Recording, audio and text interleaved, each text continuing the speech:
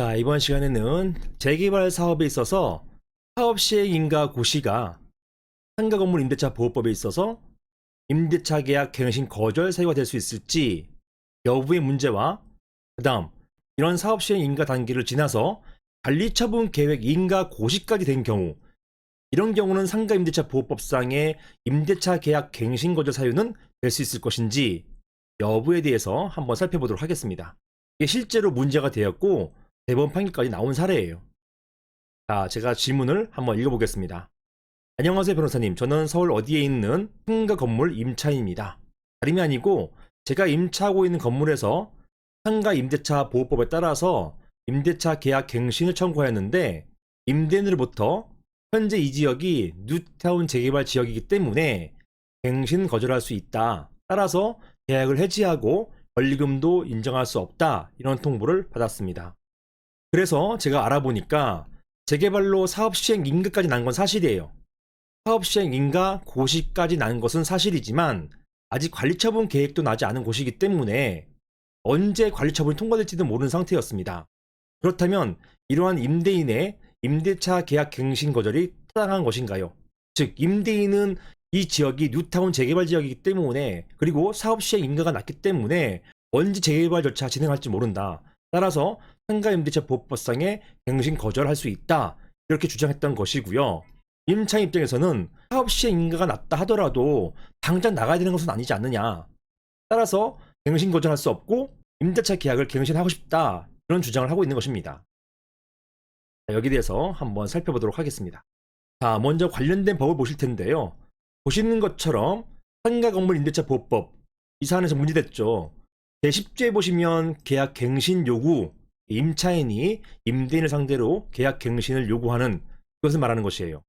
보시는 것처럼 임대인은 임차인이 임대차 기간이 만료되기 6개월 전부터 1개월 전까지 사이에 이 기간 꼭 지켜줘야 돼요. 1개월 지나서 계약 기간 만료 임박해가지고 갱신 요구하더라도 안 된다는 것이에요. 1개월 전까지이기 때문에 남은 기간이 1개월 이상은 남아 있어야 돼요. 그 전에 통지를 해야 됩니다. 아무튼 6개월부터 1개월 전까지 사이에 계약 갱신을 요구할 경우에 정당한 사유 없이 거절하지 못한다 라고 되어 있죠. 하지만 다음 각호 어느 하나의 경우에는 그러하지 아니하다, 즉 갱신 거절할 수 있다라는 것입니다. 그게 어떤 규정이냐? 자, 10조 1항 7호 보시면 임대인이 다음 항목 어느 하나에 해당되는 사유로 목적 건물의 전부 또는 대부분 철거하거나 재건축하기 위해서 목적 건물의 점유를 회복할 필요가 있는 경우, 자, 잘 보세요. 보시는 것처럼 목적 건물 전부 또는 대부분 철거나 그런 재건축, 재개발도 포함합니다. 재개발, 재건축 위해서 목적 건물의 점유를 회복, 즉 그 목적 건물을 주인이 가져와야 할 필요가 있는 경우, 그 경우에는 갱신 거절 가능하다는 얘기예요. 그게 어떤 경우냐? 다른 법령에 따라서 철거 또는 재건축이 이루어지는 경우, 그것을 말하는 것입니다. 다른 법령이 뭐예요? 이게 바로 도시 및 주거환경정비법, 즉 축약해서 도시정비법이죠. 이러한 도시정비법 등에 따라서 철거 또는 재건축이 이루어지는 경우, 이런 다른 법령에는 이런 도시정비법뿐만 아니라 집합건물법도 있고, 그다음에 주택법도 있고 여러 가지 법이 있습니다. 이런 법령에 따라서 철거 또는 재건축이 이루어지는 경우에는 이렇게 갱신을 거절할 수 있다, 이런 것입니다.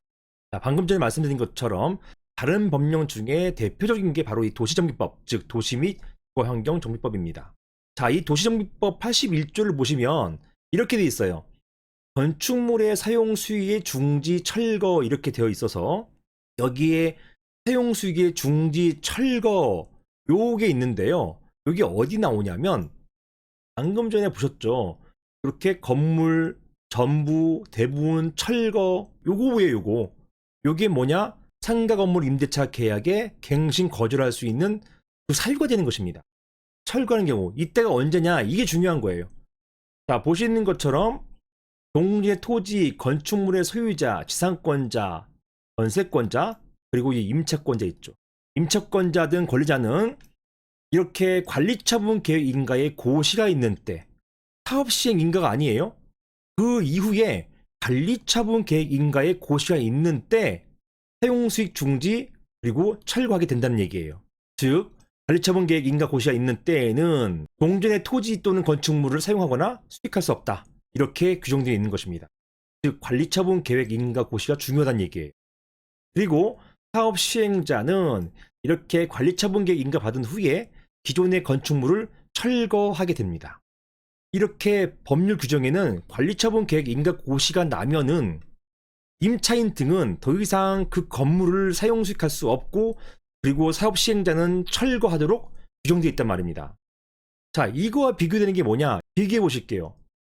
아까는 81조였죠. 그 전에 사업의 순수상 그 전에 이루어지는 거죠. 이렇게 사업 시행 계획 인가가 났을 경우에 이때에는요. 사업 시행 계획 인가가 났다는 것만 가지고 어떤 건물이나 부동산의 사용 수익을 제한하거나 또는 철거하거나 중지하거나 금지하거나 이런 게 없어요. 그냥 이렇게 되어 있습니다. 이게 다예요.